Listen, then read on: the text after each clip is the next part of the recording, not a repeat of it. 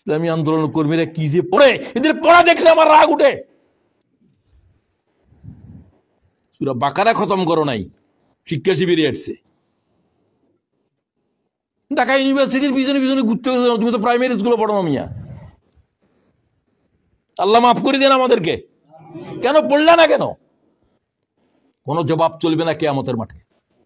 হাড্ডি সবকিছুকে ব্যঙ্গে গুঁড়া করে ফেলবে। এখানে আসবে কবরের ভিতরে লাঠি নিয়ে, ওকে আমি চোখেও দেখি না, কানেও শুনি না, শুধু মারো, দেখবেও না শুনবেও না, শুধু মার তুলতে থাকবে। নাফরমান সামান 60 বছরের জিন্দেগিরে কি করছিলি? 70 বছর হায়াতের কোথায় নষ্ট করছো? হায়াতের জবাব দে জালেম। আল্লাহ মাফ করে দেন। তোমাদেরকে বলছি না, আমি আমারে বলছি। আল্লাহ অন্ধত্ব, জাহালত, এর চাইতে বড় আযাব আর কিছু নাই। আল্লাহ তাআলা ইলম দিয়ে সমস্ত জাহালতকে আলোকিত করে দাও। শুরু করো, শুরু করো। কখন? আগামীকাল থেকে? Not tomorrow, not tomorrow, today, not today, now, now is the best time, not tomorrow. হুজুর কি করে আগামীকালের কথা বললে তুমি?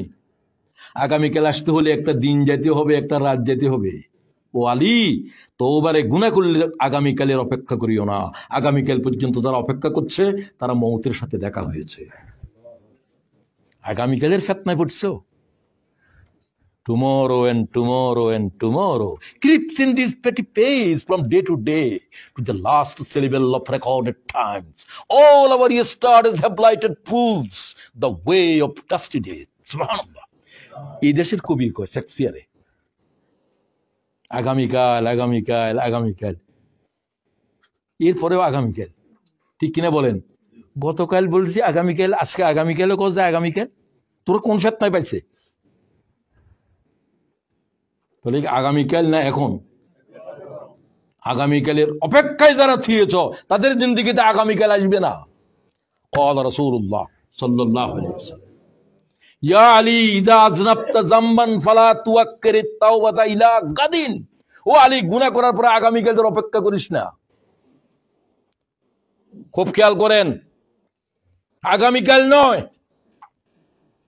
আগামীকাল আসতে হলে একটা দিন যেতে হবে, একটা রাত যেতে হবে। তুমি কি এতক্ষণ থাকবে? ওয়াহিয়া মুযিয়্যু ইয়াউমিন ওয়া লাইলা, ওয়াহিয়া মুযিয়্যু ইয়াউমিন ওয়া লাইলা। সুবহানাল্লাহ। রাসূলুল্লাহ উম্মতের বলার কিছু বাকি রেখেছে? ওয়ালি, গুনাহ করছো, এখন এখন তওবা করো। কাল পর্যন্ত তোমার হায়াত আছে না তুমি জানো না। এখন আল্লাহ থেকে মাপ নিয়ে নাও। কথা বুঝে আসলো? সবার কি আসলো? জিমানে ডিমানে কি আছে? ওই আল্লাহুম্মা বায়িদ বাইনি ওয়া বাইনা খাতায়ায়া কামা বায়িদতা বাইনাল মাশরিকি ওয়াল মাগরিব। ও আল্লাহ, মাশরিক থেকে মাগরিবে নিয়ে যা আমার গুনাহরে, জাহান্নামের এত দূরে নিয়ে যা। আমিন। দোয়াটা কি রকম? দোয়াটা রাসূল যেরকম সেরকম। এরপরে আসো, যে মানুষগুলো এই পৃথিবীর সভ্যতাকে বদলাই দিতে পারবে তারা মুহাম্মদুর রাসূলুল্লাহর সাহাবী। তাদের এই 5টা বৈশিষ্ট্য শুনো, তারপরে কথা। আশিদ্দাউ আলাল কুফফার। 1 নম্বর নামাজের কথা বলে নাই, কি বলছে? মুহাম্মদুর রাসূলুল্লাহ ওয়াল্লাযীনা মাআহু আশিদ্দাউ আলাল কুফফার। 1 নম্বর। আমি কি নম্বর দিছি? কথা বলে না কেন? আমি কি নম্বর দিছি? কে নম্বর দিছে? আল্লাহ বলতে আরো জোরে বলো না। আল্লাহ। আল্লাহ শব্দের লামের কি চিকন করি পড়তে হবে? ফোর করে, ফোর করে, মোটা। তারা কুফরি শক্তির মোকাবেলায় আপোষহীন। 1 নম্বর বৈশিষ্ট্য, কুফরি শক্তির মোকাবেলায় আপোষহীন। আশিদ্দা, আশিদ্দা কয় ওই জিনিসকে যা দিয়ে আঘাত করলে ওটা ভাঙবে না, যেটা দিয়ে আঘাত করবে সেটা ভাঙিয়ে যাবে। সুবহানাল্লাহ। এটার নাম আশিদ্দা। কথা কি বুঝে আমার? বাবা, আশিদ্দা আলাল কুফফার, কুফরি শক্তির মোকাবেলায় আপোষহীন। সোচ্চার টোচ্চার দিয়ে বুঝতেছি না, আপোষহীন বলো, আনকম্প্রোমাইজিং, আপোষহীন। কোনো কম্প্রোমাইজ নাই। ছেলে আপোষ নাই, মেয়ে আপোষ নাই, কুফরির সাথে কোনো আপোষ নাই। কুফরি বাইর করো, আল্লাহর কাছে অনুগত্য স্বীকার করো, ছেলে হিসাবে গ্রহণ করবো। কেনান তোমাকে কিস্তিতে নিতে পারার জন্য আল্লাহ কয়, কেনানকে তুমি ডাকতেছো কাফরকে? আরেকবার যদি ডাকো তোমার কিস্তি পর্যন্ত ডুবে যাবে, তোমার নবুয়ত তো দেখবে না। তওবা ইয়া আল্লাহ, তওবা ইয়া রাব্বি। নূহ আলাইহিস সালাম কয়, আল্লাহ আমি তওবা করছি। কি ছেলে মেয়ে আল্লাহর গজবের সামনে, তোরে কে দিয়েছে ছেলে?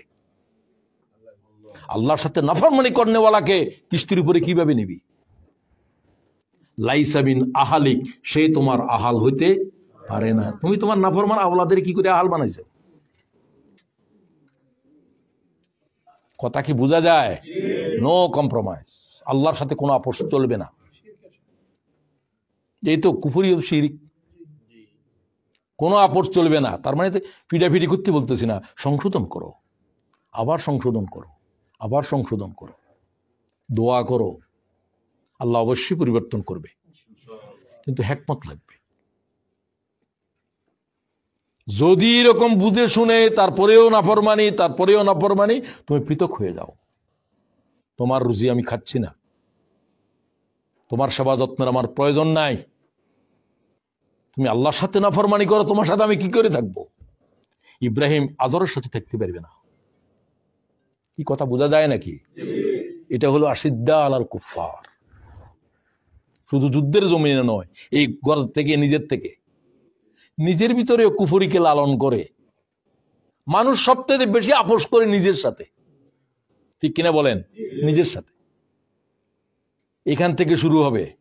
নফসরে বলে দাও যে কালকেও ফজরের নামাজ উঠতে পারস নাই, আমি খবরদার দিচ্ছি, আগামীকাল যদি উঠতে না পারো সারা রাত আমি শুধু নামাজ পড়বো, আমি ঘুমাবো না,